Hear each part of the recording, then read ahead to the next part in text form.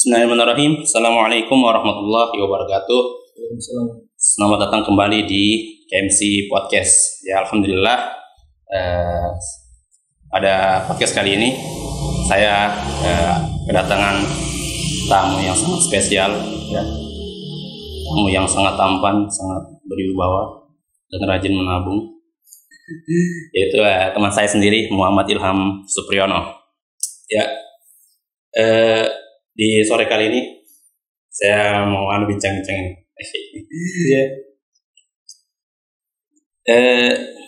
Kan ini masa pandemi virus corona, dan antum kan ada usaha di Second Times, dan saya lihat sebelum masa pandemi itu bagus lah atau lancar lah itu usahanya. Terus selama pandemi ini ya, coba antum bisa ceritakan apa yang antum rasakan dampaknya kira-kira buat antum sendiri. Jadi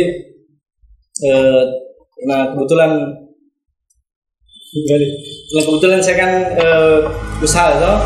usaha di kafe, dan setelah pandemi sebenarnya bukan setelah pandemi dirasa bukan setelah pandemi sudah don-donnya usaha. Sebenarnya sebelumnya sudah jatuh memang. Tapi setelah ada pandemi itu karena kemarin saya pakai sistem bisnis usaha itu pakai sosial media, kebanyakan take away lewat jasa kurir. Jadi ketika ada pandemi sebenarnya kalau usaha aku bisnisku tidak terlalu berefek, maksudnya. Oh iya, kan memang sebelumnya maksudnya sebelumnya lagi begitu saja. Yes. Setelah pandemi juga, karena saya bukan kafe yang orang-orang datang dulu. Oh iya. Hanya take away. Memang dasarnya jasa kurir nih. Iya, jasa kurir. Jadi tidak terlalu tapi memang ada perubahan. Tidak sebab kalau omset sama sih, hanya kan di harga bahan yang berubah. Oh, bahan makanannya. Iya, bahan pokoknya yang kita butuhkan untuk jualan yang berubah harganya setelah pandemi, karena mungkin pengiriman dari luar yang ditutup atau dipersulit mungkin pengiriman barang itu dari luar. Akhirnya di toko-toko juga barang yang tersedia kurang, akhirnya harga naik juga. Ya, harganya naik juga. Jadi juga di sini juga harganya tidak. Kalau gitu di sini harganya tidak ada pembeli juga. Karena ekonomi juga yang kita lihat setelah pandemi ini bukan cuma penjual seperti saya yang berefek, di kurir juga berefek juga, karena kalau kurir semakin banyak konsumennya setelah pandemi, karena semua orang di rumah saja, akhirnya yang bisa di luar hanya kurir. Jadi masih bisa, jadi maksudnya terlalu parah amat sih. Tapi itu juga mungkin karena mahalnya barang itu, karena memasuki bulan Ramadan. Jadi tahun-tahun sebelumnya juga kan, sebelum ada pandemi juga, setiap mau masuk bulan Ramadan itu berpengaruh, dan ada kenaikan di harga bahan pokok. Ini kan mengalami kenaikan tuh, dan otomatis juga nanti Ramadan kayaknya seperti itu juga. Lebih parah lagi kayaknya. Ya, bagaimana tuh ada yang kayak seperti itu dalam bursa? Mungkin karena saya lihat di sosial media yang disebar juga di grup WhatsApp tuh. Mungkin solusinya kita harus daftar kartu prakerja. Iya. Sudah bikin? Belum. Tapi saya langsung minat untuk daftar kartu prakerja. Seandainya betul. Ya, semoga ada bantuan-bantuan lain dari pemerintah. Apalagi kalau saya pribadi sebenarnya tidak terlalu, maksudnya bisnis toh. Ya. Adanya pandemi mungkin mau di rumah saja toh. Tapi yang berefek itu ke karyawan, orang-orang yang kerja di lingkungannya kita toh, yang dapat keuntungan dari bukannya usahanya kita. Jadi itu sebenarnya yang memang sebagai manusia juga toh, yang punya hati nurani. Biasa kita mau santai di rumah saja, mau tidur tuh kan enak juga. Makan Indomie saja tiap hari. Ini betul. Yang penting ada wifi-nya tetangga yang bisa diambil, diambil jaringannya. Izin tuh pasti. Kita sudah bisa santai tuh. Iya. Tapi kita pikir lagi bagaimana karyawan yang kerja sama kita. Jadi akhirnya mau tidak mau harus kita kembali pikirkan ini usaha dan harus kembali terus berjalan. Jadi bukan cuma kita pikirkan diri sendiri, tapi orang lain juga. Insyaallah. Ya, jadi ada untuk mengembangkan usaha ini nih, ada punya rencana-rencana lain, maksudnya kan berapa tahun berjalan kira-kira usahanya? 2017. 3 tahun. Iya, jelek matematika. Sekitar 3 tahun. 3 tahun sih sudah tahu. Maksudnya pernah dan saya antum berpikiran mau apa? Kembangkan, maksudnya kan selama ini kan masih berputar di situ terus tak? Gitu saja. Nah, gitu saja. Maksudnya antum udah mau buat usaha kayaknya bilang kayaknya kalau di masa seperti ini kayaknya bagusnya kayak usaha ini kayak gitu. Ada sempat kepikiran toh setelah pandemi nih saya ingin jual alkes, alat kesehatan, masker mahal. Ya kayaknya itu lebih menguntungkan. Terus hand sanitizer itu juga toh bagus dijual. Iya kayak begitu, jual kuota murah, bagus juga. Ya, ayo. Itu tadi ya masalah pandemi. Kemudian Juni kan masuk dan Ramadan. Ya, dan pemerintah juga sudah keluar juga aturan dari pemerintah untuk kita tidak berjamaah di masjid. Kemudian juga pokoknya banyaklah perubahan tak. Dulu waktu Ramadan tahun lalu antum jalankan usahanya itu kayak bagaimana maksudnya? Buka sama misalnya normal nih? Enggak juga. Jadi mungkin ada untuk kita tuh semua pengusaha penjual. Mungkin kan kita tidak tahu nih pandemi sampai kapan toh. Apakah sampai tahun ini saja atau sampai bulan Ramadan ini selesai. Tapi kita berharap bisa segera berakhir. Tapi pengusaha itu seharusnya kalau kayak saya ubah sistemnya. Maksudnya karena kemarin banyak penjual-penjual kafe-kafe itu yang dapat keuntungan itu dari banyaknya orang-orang yang duduk di tempatnya, yang datang nongkrong Tapi setelah ada pandemi begini, ada aturan physical distancing dan dilarang orang-orang kumpul-kumpul, pasti sangat berefek sama teman-teman pengusaha yang jualannya itu yang nongkrong-nongkrongan, orang baru datang, baru ada yang pembeli. Kalau saya kemarin sebenarnya dari dulu sudah pakai sistem itu sistem take away, hanya orang datang beli, terus pulang online. Terserah di mana dia makan toh. Dan saya tidak tahu ternyata setelah pandemi menguntungkan. Ternyata sistem jualan ini yang bisa bertahan. Di begini, jadi bahkan teman-teman saja yang di rumah toh bisa berkreasi, maksudnya kalau bisa menjual tanpa, di sini kita lihat bahwa teman-teman bisa menjual tanpa ada tempat, bisa dari rumah saja toh. Dia buat kreasi sinunggi toh, berdaya jual. Nah sekarang sudah banyak nih di sosial media sudah ada. Wan selet biar apa ya rebus. Ada yang di sosial media sudah juga ada grup-grup jual beli dong. Jadi sebenarnya kita sudah difasilitasi, tidak perlu ada tempat dong.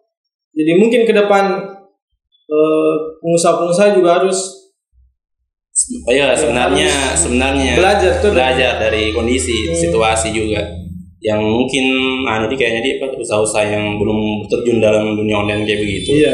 Kalau bisa ya. Dan ada juga saya punya teman yang jual kafe tuh.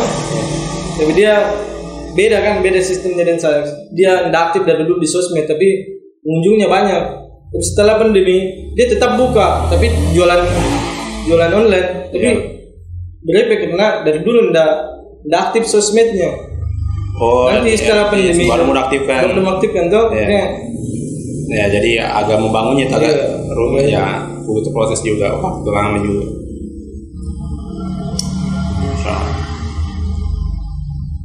Tapi ngomong dulu kan antum saya juga masih ngaji tuh hari antum masih HP-nya masih sistem. Maksudnya apa yang mendorong antum untuk maksudnya kayaknya saya tidak bisa pakai sistem ini lagi. Kayaknya saya harus saya tuh jawab. Nah begini, ini saya kan kemarin tuh sebelumnya saya ubah strategi jualan dengan gaya take away. Sebelumnya kan saya buka jualan kafe yang normal tuh, yang datang orang duduk-duduk, pacaran, kerja tugas, atau main werewolf, banyak aktivitasnya anak muda. Tapi ada momennya saya belajar agama Islam tuh, kenal dari internet awalnya tuh belajar. Dan setelah mulai serius belajar, ternyata saya lihat apa yang saya fasilitasi itu, maksudnya jualanku tuh, saya jualan kafe lancar, alhamdulillah. Tapi di sisi lain juga ada sebagai tempat yang tidak di hatiku, tidak serak begitu. Ada orang datang pacaran, maksudnya bukan hak atau dia datang belanja. Kita kan cuman saja buka usaha. Adapun yang datang itu mau orang yang pacaran, kita kan pacaran apa tuh? Jadi sebelah masa sebagai fasilitasnya anak-anak datang main game dari jam 7 malam sampai jam 3 subuh. Jadi sebelah kayaknya maksudnya daripada kita rusaki pertemanan itu, kita kasih tahu bilang kayaknya enggak boleh begini itu di tempatku. Lebih baik saya ubah sistemku. Buat sistem jualannya. Ubah sistem jualan. Jadi 2 tahun belakang saya fokus dikembangkan di sosial media saja, jualan online biar pas saya rasa bisa bertahan lewat online. Akhirnya saya betul-betul tutup semua akses. Tapi mungkin karena saat itu dan sampai sekarang ilmuku yang belum bagus akhirnya belum ada keinginan untuk kembali buka. Tapi takut juga, maksudnya saya takut juga akan kembali seperti yang lalu sebenarnya ada niatan mau kasih kembali kayak dulu juga gitu. Maksudnya kasih ada wadah di luar. Tapi kan kita tidak bisa atur orang yang datang belanja juga. Kita tidak bisa juga usir orang secara setidaknya antum udah nyaman lah dengan situasi yang kayak nyaman kayak maksudnya bukan saya bandingkan dengan kafe-kafe lain tapi saya enggak jiwaku bukan di lain sisi saya jengkel orang suka kumpul-kumpul malam begitu nongkrong apa menurutku yang tidak main game. Di sisi lain saya juga fasilitasi, jadi sangat jadi itu saya coba ubah sistemnya, batas-batasannya juga karena lebih baik berkurang omset daripada tidak enak perasaan itu juga. Oh, setidaknya antum lah, antum mungkin menghindari untuk ya itu saya tadi, jangan sampai kita jadi apa namanya, pintunya atau jadi pintunya orang terbuka untuk itu tadi apa kayak ya memang sih saya lihat kalau dari apa dari teman-teman yang itu yang sampai main game berjam-jam atau apa namanya ya memang lebih banyak mereka di waktunya di situ di kafe kalau ada wifi gitu. Iya. Biasa juga ada mahasiswa itu yang datang kerja tugas sampai yang tengah malam juga. Iya, biasa sampai malam juga kan dia masih anak sekolah. Iya. Nongkrong sampai tengah malam, maksudnya langsung timbul jiwa kebapaanku gitu ya. Suruh pulang kayak pulang kita. Ini yang terakhir kita tahu apa. Tapi kita ngeru gitu. Dena juga kalau semakin begitu tuh, saya. Tapi kalau dari bahasanya antum itu ini pandemi ini kayaknya hikmah juga di situ. Iya, maksudnya hikmahnya untuk penjual teman-teman itu yang kemarin kurang percaya diri bisa jualan dari rumah.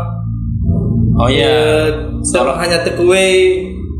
Seolah-olah itu dia kan tanpa harus kita buka jalan-jalan keburukan, ada cara lain yang bisa kita pakai untuk tetap jalan ini bisnis tanpa harus membuat orang lain rusak, gitu. Ya, betul. Gitu.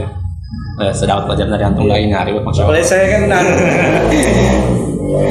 masih jomblo tuh, dan hampir semuanya pemuda-pemuda yang bergerak atau bantu kerja di kafe sini tuh, itu juga jomblo semua. Jadi ketika ada mahasiswi yang mahasiswi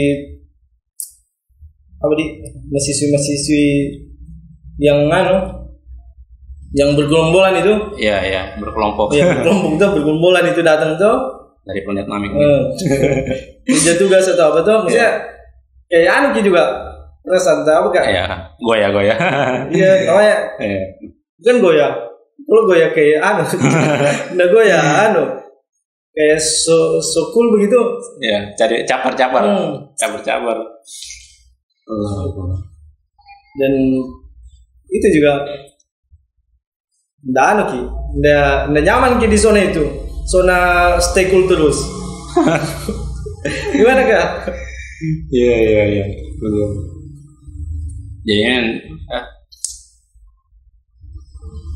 Jadi kalau kita sudah belajar tuh, jadi kayak memahami sesuatu itu, ya kita sudah bisa kayaknya menimbang apa yang harus kita lakukan. Yang dengar ini ya, bukan berarti kita. Iya, bukan. Saya pribadiku, maksudnya saya secara pribadi tuh, tanpa saya judge pengusaha tapi saya secara pribadi tuh, saya dan keterbatasannya ilmu tuh, saya terganggu dengan pribadiku, dengan diriku sendiri, dengan apa yang saya mimpikan tuh, dengan apa yang sering saya suarakan, bagaimana pemuda harus kembali sama-sama tuh belajar. Saya di sisi lain saya juga fasilitasi hal-hal yang mungkin bisa membuat teman-teman lalai, membuang-buang waktu banyak tuh. Apalagi kita buka kafe atau tempat nongkrong yang ada teman-teman bawa gitar, musik tuh, bisa bernyanyi dari pagi ke pagi kembali. Itu juga maksudnya kayak batasan kita dengan perempuan tuh susah dihindari memang kalau konsumsi begitu. Tapi ada ide saya, bagaimana kalau itu kafe dibuatan konsep syar'i, ada memang ruangan khusus perempuan, ada memang ruangan khusus laki-laki. Bagaimana menurut antum kalau seperti itu? Kan gini, mungkin sebagian perempuan di usia di sekolah, sahabat tahu, mereka kan memang hobi nongkrong gitu juga, bukan cuma laki-laki yang hobi nongkrong. Nah gitu. Dan kalau antum fasilitasi misalnya kafe syar'i gitu, maksudnya dengan membatasi, pokoknya ada ruangan khusus memang untuk jadi perempuan semua di situ, dan memang juga kita sediakan pelayan perempuan, untuk perempuan semua. Itu bagaimana menurut antum kira pandangannya antum? Bagus juga, maksudnya bagus juga tuh. Nah, maksudnya gagasan baru tuh. Kalau kita bilang kafe kan ini susah dicegah antara laki-laki sama perempuan itu berbaur pasti otomatis. Nah, itu saya bilang bagaimana kalau itu kafe dibuat seperti itu. Jadi, maksudnya kalau saya pernah tuh kepikiran kalau itu ide ada yang ambil, jangan saya. Kalau saya pribadi itu nih, pertama teman-teman belum ada pasangannya toh. Ya. Mana mungkin kita bisa cari pelayan perempuan. Bagaimana kita berkomunikasi dengan perempuan?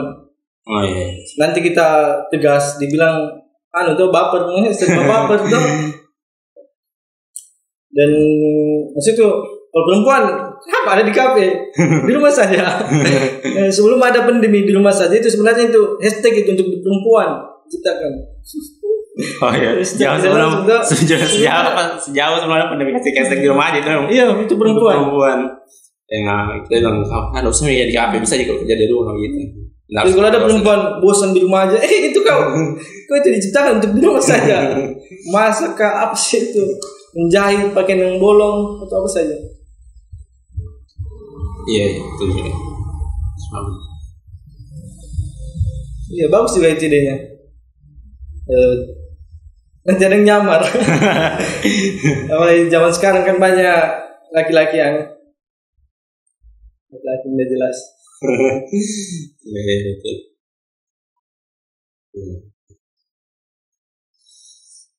Terus apa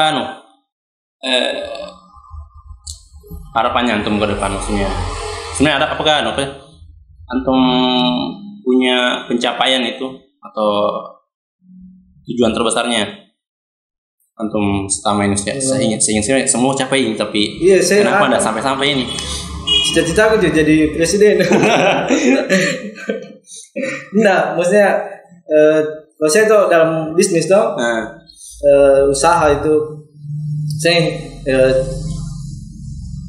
ada itu orang bilang yang penting bisa makan tuh, yang penting tidak telanjang ki. Dan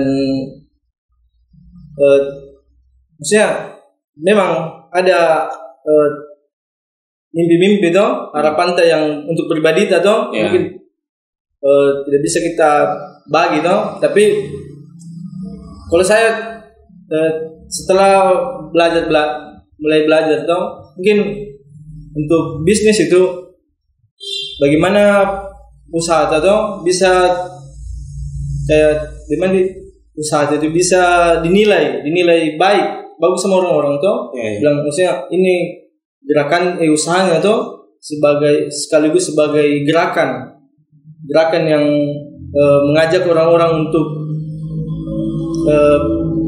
berbuat baik. Di sisi lain kita bertahan tuh dari penjualan, di sisi lain juga orang bagus sih melihat kita bagus tuh dan jangan lecap burung ya. Kan biasa orang bilang, ini tempat tani di sini. Biasa begitu. Kalau saya juga tuh di sini biasa kan ada gerakan-gerakan komunitas, mahasiswa atau apa tuh datang bilang bisa kerja sama atau apa tuh. Sebenarnya kira kemungkinan itu bos-bos begitu. Iya, biasa datang tuh bawa proposal atau apa tuh. Kalau saya maksudnya bagus memang kita bantu teman-teman tuh, tapi biasa orang juga yang datang sama kita yang melihat kita usaha tuh, biasa dia berpikir bahwa kita ini usaha tuh hanya bisa membantu secara materi. Bawa proposal atau apa tuh. Jadi biasa saya di Kolaka tuh banyak komunitas-komunitas, malah saya ngubungi, saya bilang ketika ada diskusi atau apa tuh antar mahasiswa tuh, dan saya tempatku bukan takeaway, bukan terbuka untuk lebar tuh. Jadi kalau ada kajian atau apa, saya tempat itu bisa dijadikan tempat itu, tempat kajian, tempat diskusi, kerja tugas.